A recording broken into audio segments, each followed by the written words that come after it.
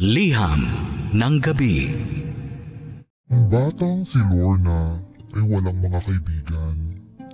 Walang batang gustong makipaglaro sa kanya dahil baldado ang kanyang mga paa at mabalbon pa ito.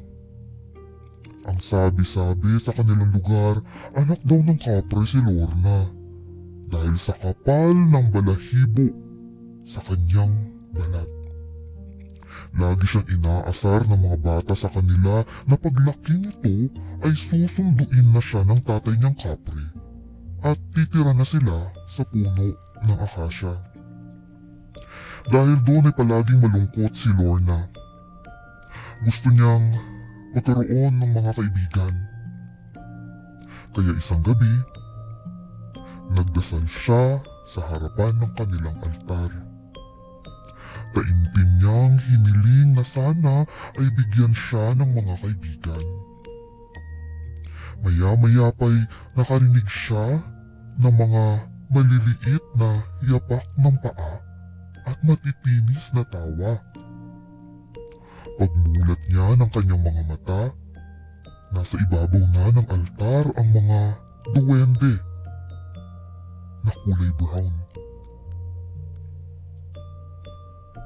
Kakulay nilang mga tuyong dahon. Nakangiti at nakatitig lang sila kay Lorna. Imbis na matakot ang batang babae, natuwa pa ito. Pakiramdam niya, ang mga brown na duwende ang kasagutan sa hiling niya. Mapaglaro at makulit ang mga brown na duwende. Parang mga bata kung umasta. Kaya natutuwa si Lorna sa kanila. Hinahatian niya ng mga candy ang mga duwending iyon, kaya mas lalo silang natuwa kay Lorna. Masaya si Lorna na nagkaroon siya ng mga kalaro. Maliban sa kanyang nanay. Dahil nga mapaglaro ang mga brown na duwende, madalas silang nagkakalat sa kusina. Madalas din nilang itinatago ang mga gamit ni Lorna. Lalo na ang mga makikinang na alahas ng nanay ni Lorna. Isang araw, hindi sinasadyang mahuli ng nanay ni Lorna ang mga brown na duwende. Nakarinig ang nanay ni Lorna ng matitinis na tawa at mabibigat pero maliliit na yapak ng mga paa. Nanggagaling iyon sa kwarto ni Lorna. Pinuntahan niya ang kwarto ni Lorna at doon nakita niya ang mga brown na duwende na nasa ibabaw ng balikat ni Lorna. Natakot ang nanay ni Lorna. Agad itong nagpatawag ng albularyo para paalisin ang mga brown na duwende. Ayaw man ng albularyo dahil hindi naman daw nakakapinsala ang mga ito, pero namilit ang nanay ni Lorna.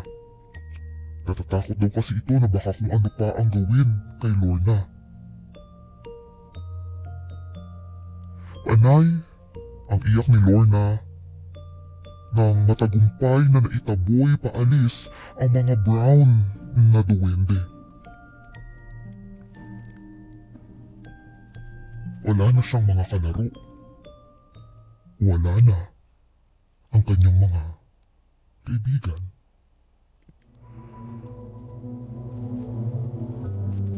Sa paglipas ng mga taon, nagdalaga na si Lorna. Namuhay itong mag-isa. Tulad ng dati, wala pa rin gustong makipagkaibigan sa kanya. Wala rin nanligaw sa kanya. Palagi niyang pinagdarasal na sana bumalik ang mga brown na duwende. Panay ang alay nito ng mga candy para magpakita ulit sila, pero hindi na sila bumalik. Masama ang loob ni Lorna. Pakiramdam niya, tinalikuran na siya ng mga kinilala niyang kaibigan. Kaya naman, kinalimutan na niya ang mga brown na duwende. Hanggang sa tumanda na ito. Pumuti na ang kulay ng kanyang buhok at kumulubot na ang balat. Sumapit na ang dapit hapon ng kanyang buhay.